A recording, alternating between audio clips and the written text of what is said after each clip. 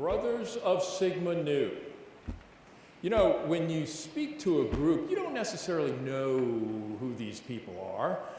You're invited to go and have dinner with them and then get up and make some stimulating, provocative, inspirational remarks, and then you go home. But when I say, at this time, at this particular opportunity, Brothers of Sigma Nu, I know who you are. I know who you are because you would not be sitting here if you hadn't already made certain, I would suggest to you, if you're not aware of this yet, life-altering decisions of your future and the person that you want to be. You wouldn't be here. You would be elsewhere, but you wouldn't be with the Brothers of Sigma Nu. You're all familiar with the creed, and I'll get back to that, but the three concepts of the creed, this idea of love and honor and truth, those will be assembled, inculcated in your character. I know it will be because you're here, because you've made certain decisions about what sort of person you want to be.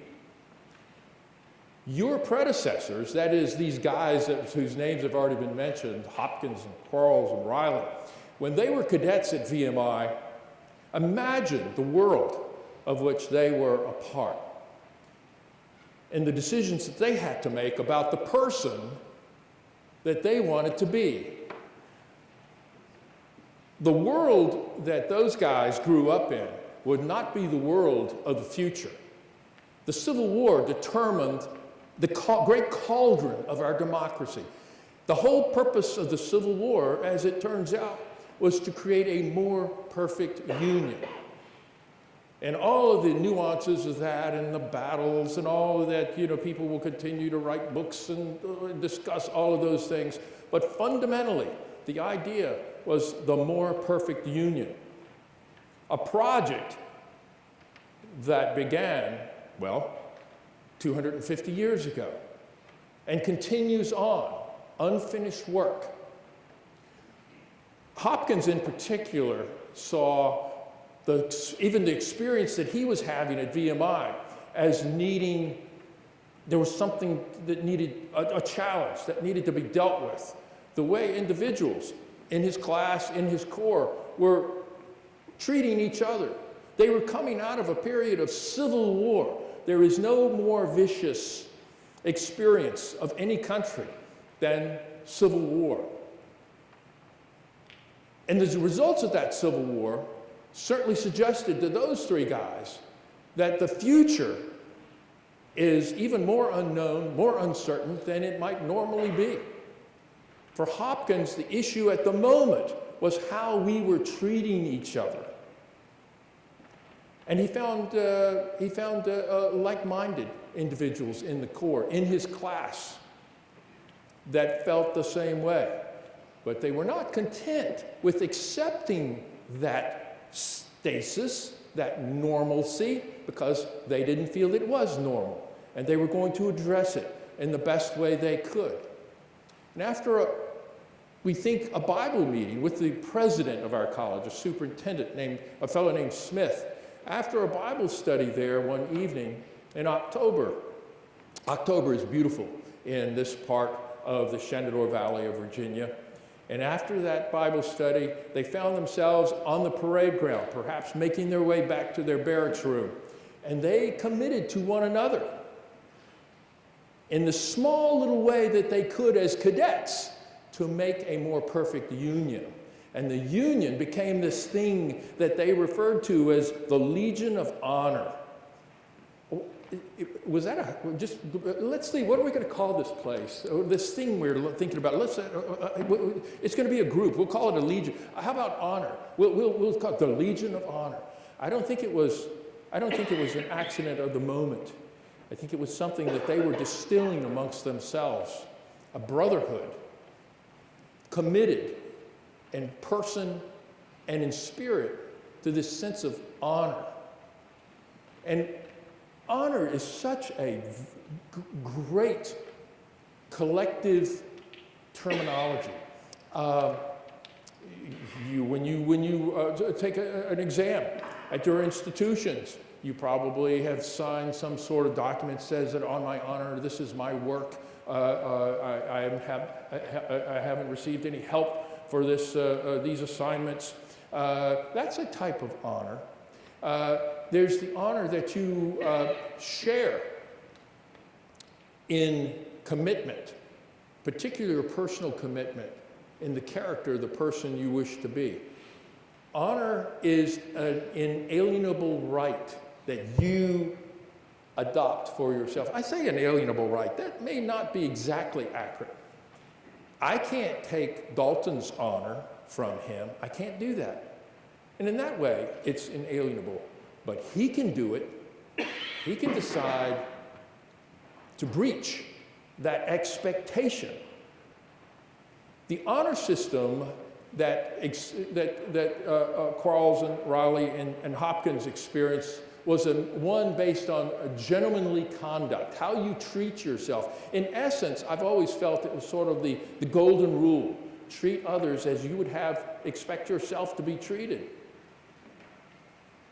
It sounds so simple, but our society, our culture, has been challenged with that simple dictive based on honorable conduct, gentlemanly conduct. And the challenge continues. The world that our founders realized in 1868 and in January of 1869, when they go public with this thing that they have been developing. And by the end of the year, there's going to be over 50 cadets that have been a part of it. And it will begin immediately to spread to other colleges, because there were other people who said, yeah, you're on to something. This idea of a life of honor, of truth, of love, of mankind. You're on to something. So there were lots of distilled opportunity for the founders of Sigma Nu. But at that time, when they were getting ready to graduate, in the year of 1870, all three of them would graduate. They would go off to various careers. The interesting thing I find about their careers is that they were not mediocre. On the other hand, the other thing I find about their careers is, as cadets, they weren't at the top of their classes academically, the truth be known. They were maybe around mid-level in their, well, maybe a little less than mid-level in their classes. Now, that's not a mark for you to try to emulate, but what I'm suggesting is that upon graduation, they realize this now new responsibility that they have to make a more perfect union. And they go out to do that. One of them pursues civil engineering. A nation has to physically, literally be rebuilt.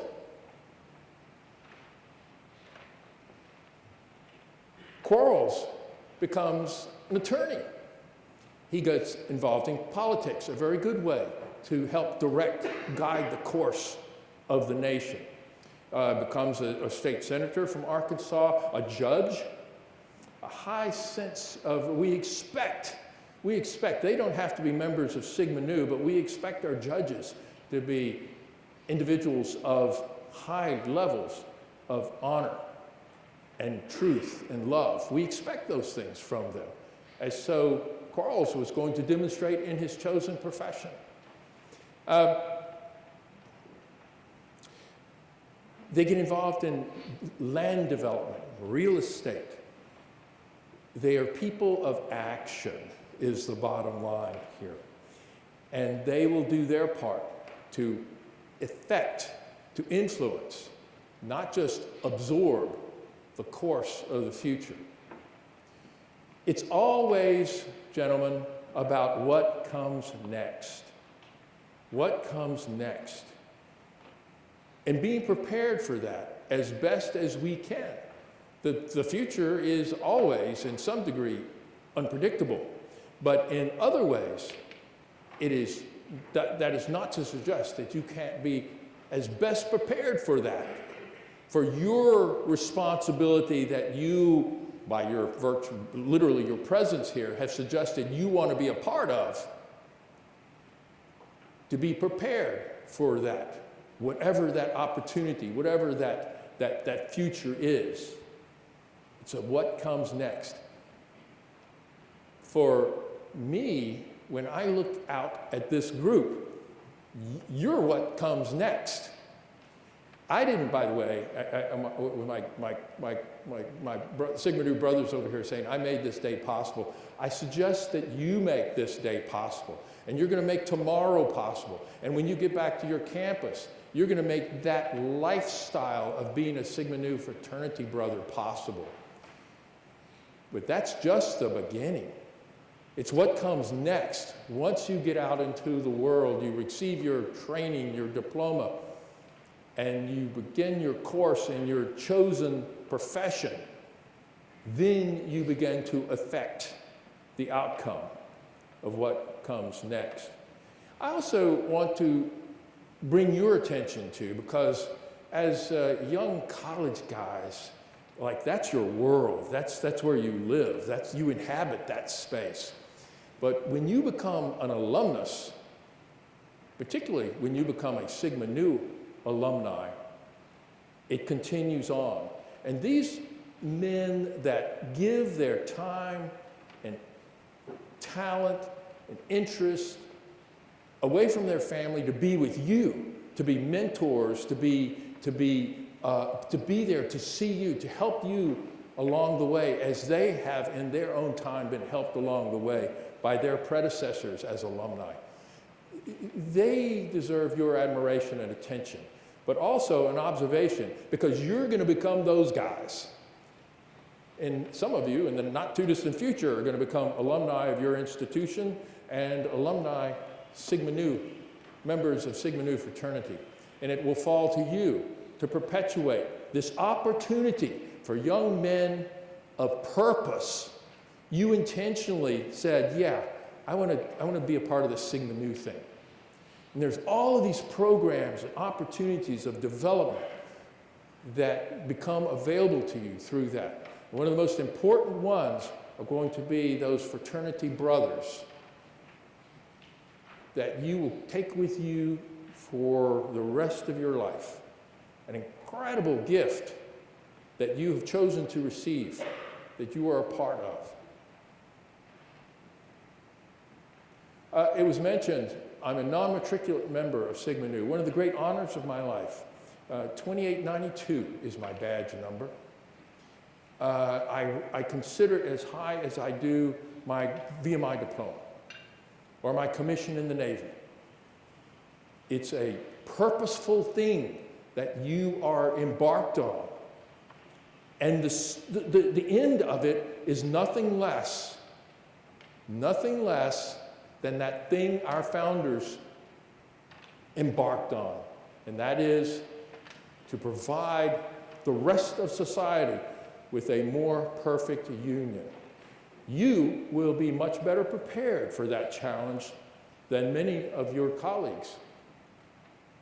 But you will be prepared because of the creed of the organization, because of your commitment to your brothers and society of which you are a part. I want to thank you for making that commitment to be a better person, a person of integrity, of honor, of truth and love. These are the people that change the world in a positive way. And that's what you've chosen to do, lest you would not be here today. Thank you so much.